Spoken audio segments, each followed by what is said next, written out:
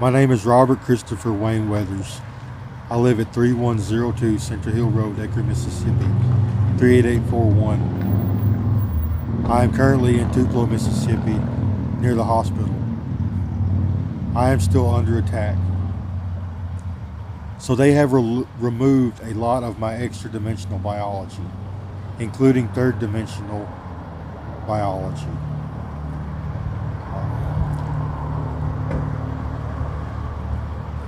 So there is a 1 through 3 inner dimensions.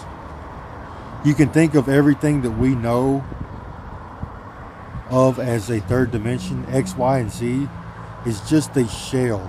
It is a very thin layer of particles. It is the electron shell in which we are made of. All of the extra dimensions, or all of the dimensions, exist within this shell. It looks like inward expansion. So inside of the particles in which we consist of lie 11 dimensions. There is more matter to the world that we know, the universe that we see, than we can see. It all lies inside of the matter in which we consist of. They call this the inverse. Okay, the shell, the electron shell, is entangled to every single dimension within it. You can remove any dimension from any particle that you consist of and take it to a remote location, and you are still in that body part. You are still in that biology, no matter where you take it. They have took everything. I got body snatched, and then it's tortured with worms at the same time. Parasites and foreign objects and devices. So they have removed a lot of third dimensional brain tissue recently. The past few days and weeks and past few months. They cut a line down the center of my brain. It went in front of my thalamus, I guess, or behind it. But they took the frontal lobe of my brain. Then they removed the temporal lobe. They messed with the back of my head, and they removed my thalamus and my amygdalas and my hypothalamus. They have taken everything. No, it still exists. They are using it. They have it at a remote location. They are using it to torture me. Because of this entanglement property, it enables them to torture me with it. They can stop brain function at the moment. They can stop my brain from functioning properly using my upper dimensional body parts, my upper dimensional organs and tissues. Yes, they got all the way to the quick. They got all the way to the shell. That's what they call it, to the quick. They have left just the bare necessity vitals. They have left the bare vitals, the organs and tissues responsible for allowing me to survive and function. They have left those, and they have altered it with life support technology that allows me to stay alive and function properly.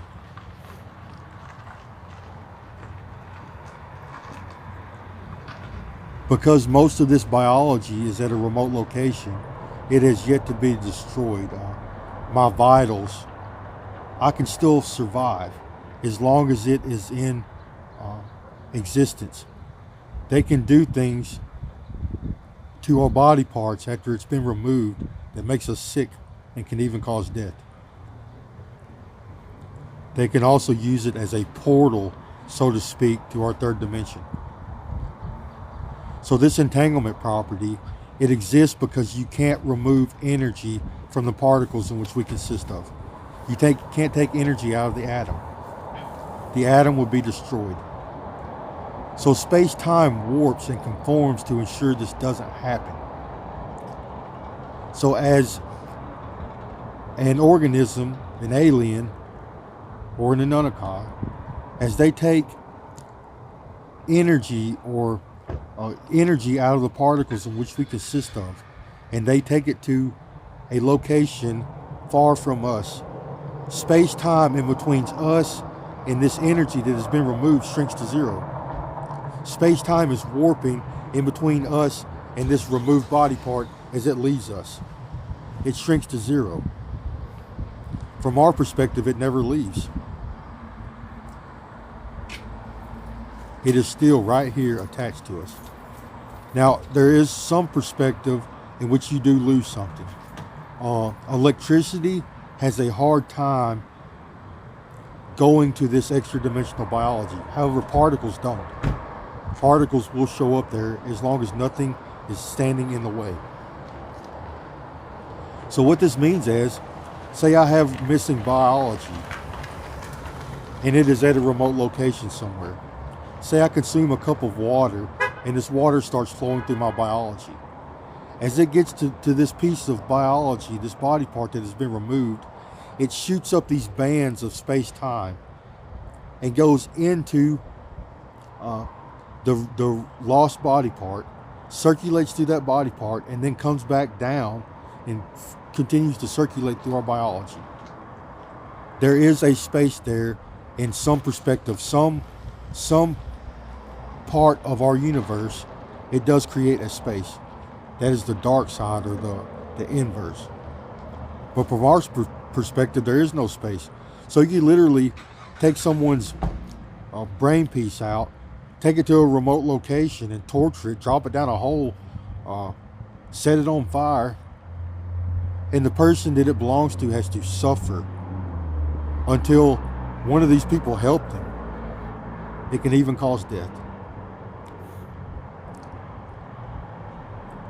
Yes, they are doing this en masse.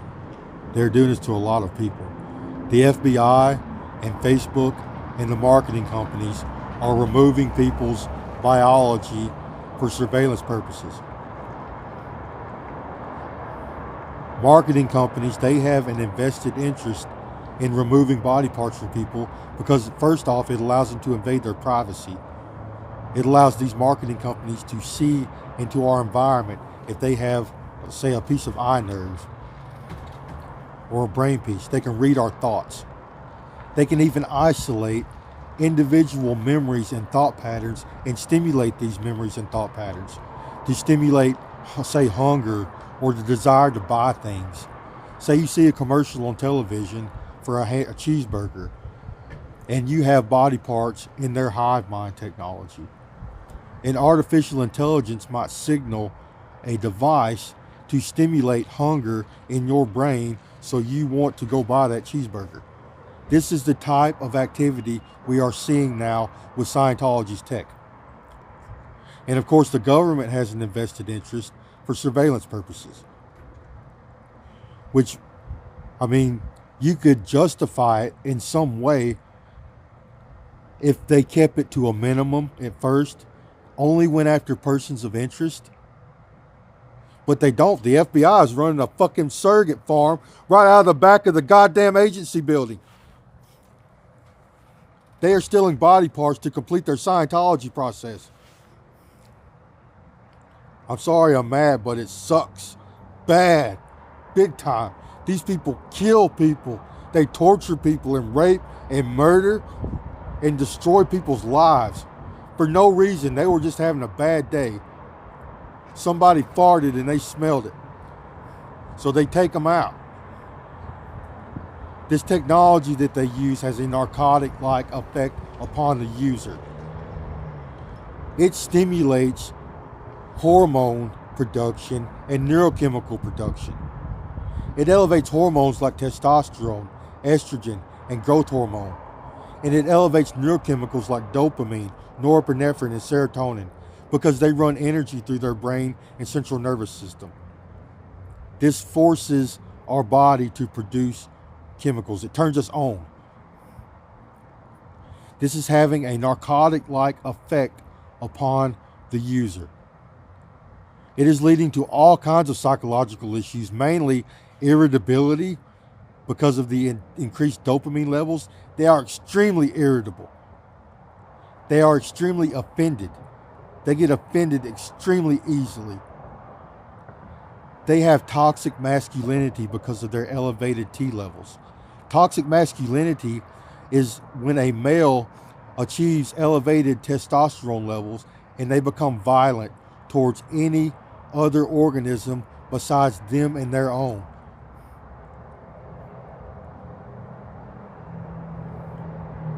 It is a evolutionary trait that life on Earth has developed to protect bloodlines, to ensure your offspring live on. It has been in the best interest of animals and humans alike to destroy the competition in the past.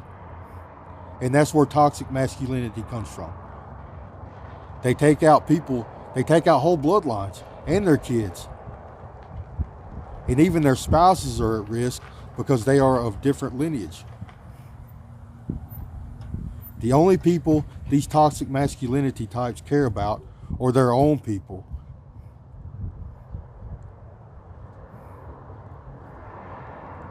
And that is what's doing the most damage. And then there's pettiness and jealousy because of their elevated testosterone or their elevated hormones and neurochemicals. They see body parts as commodities. They treat them like little toys or objects of employment. They are objects in which these people use to make money or to have fun with, to complete their hobbies and their jobs. So they see them as commodities. And through their pettiness, they like to take these toys or commodities, aka body parts, away from people. Petty behavior. It's like a little kid, it's like two little kids fighting over a toy truck in the sandbox.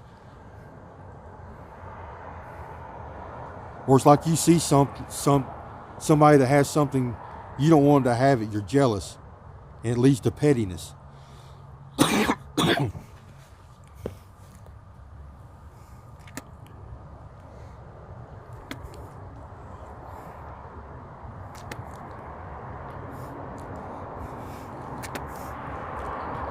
I've been hive mind for 13 years.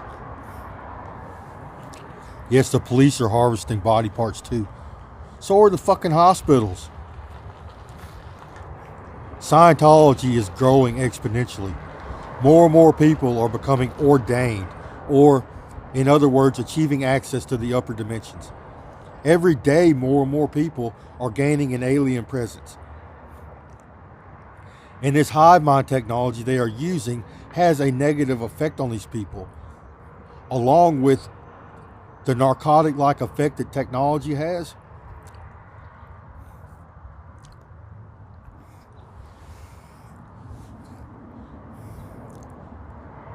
See, I'm not at home right now. I had to run away to live, to survive. I hang out close to the hospital in case something bad happens to increase my chances of survival. If I can get there quickly enough, whenever something bad happens, I might have a chance of survival. Plus, I have a wellness center here, which allows me to take steam baths and showers and things of this nature. This helps tremendously with the removal of these foreign objects and parasites and things. Smoking is legal for humans. You cannot tell another human being they can't smoke. He says it's because I'm hive. Define hive. I know a lot of hive members that smoke. They are so petty and childlike, they make issues matter. See, they had to come up with some reason to do this to me. So they use smoking as one of the reasons. And I have quit several times throughout this event. And they still did this to me while I was doing nothing wrong. So now I'm in pain and stress. So smoking helps with the pain and the stress. It's my only vice. It's caffeine and nicotine. That's all I do for the pain.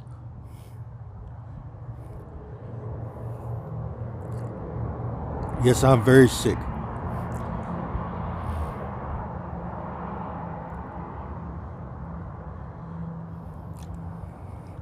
So they do things like put particle accelerators on me, or poison my lungs, or they use particle accelerators on everyone else around me. Say I smoke a cigarette, someone gets blasted in the face with a bunch of toxins or smoke or tar from a different source, not from me, from somewhere else, because I do not send particles their way in this manner. And how this whole smoking thing even started was not particle acceleration. It was they put sensors on my brain and they could sense my everything. They could smell, taste, touch, see everything that I did. So they can feel my brain function. They can feel my pain and my pleasure. And they experienced a few cigarettes that I had that actually caused a little bit of sickness. Smokers will tell you sometimes cigarettes can cause you to get a little bit sick sometimes. Even with people that are acclimated. And they experienced this through hive mind technology. And they used it against me. They're like, well, it's hurting me because I can feel it. No, you are breaking the law. I do not consent for this shit to be inside of me.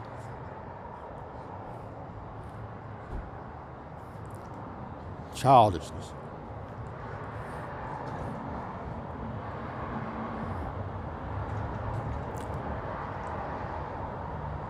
They don't like to see people succeed either. They're a bunch of rich people like Mark Zuckerberg and Bill Gates, Jeff Bezos, Devin Singe. These people don't like to see other people succeed. I guess because of the employment they have chosen, or their profession. There's a lot of competition in America these days. We are programmed to try to root for everyone to fail. You know, it means more resources and job opportunities for the rest of us. That is also a part of their psychology that is being exacerbated by a narcotic-like technology.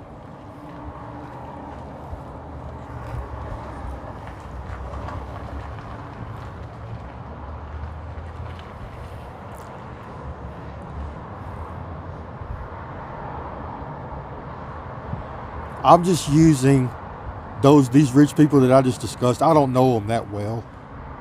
I know them a little bit because they're Scientologists, but I don't know them that well. I'm just using them as a scapegoat because they had done shit wrong. I'm using them as an example. But rich people are like that. I have no ill will towards anybody I just mentioned. I have no ill will towards Mark Zuckerberg or Bill Gates or Devin Singe or Jeff Bezos or any of them. Unless they are some of the people that are doing this. But from my observations, it's not these people that I just mentioned. Devin Singe is a little intellectual property thief, but I don't really care. He did something that I like now. He took a title from me. It's called Divine Currency, and I'm glad he did, because now it don't belong to the gods. Buffalo dollars belong to humans. It belongs to the third dimension. The gods are not worthy, or the devils, they're not worthy of such an endeavor at this time. Maybe in the future, Buffalo dollars could return to the name of divine currency. Yeah, we could say it comes from the gods, but it don't. It comes from a science council that is actually the Federal Reserve. So we turn the Federal Reserve into a science council, move it into the government agency, make it a government agency, move it into the government, and then back our money by quality of life purchases. So we buy people houses, state-of-the-art houses, and education, and clothes, and cell phone service, and it all has to be state-of-the-art. It has to be the best we can possibly produce. And then you can make some money.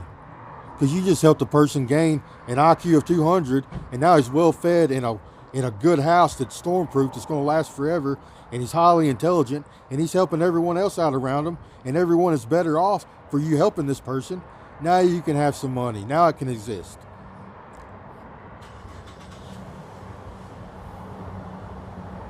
Yes, I created the Environmental Control or Environmental Creation Agency, which is the agency that I just discussed. And it uses Buffalo dollars uh, as a means to print currency. Now, once a transaction is approved, Buffalo dollars convert into normal currency that can be spent on anything within the law.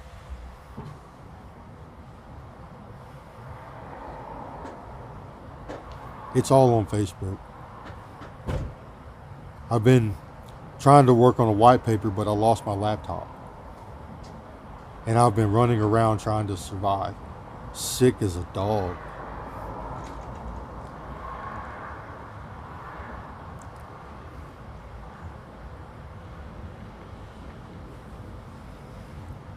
So they have been threatening my family today, my animals.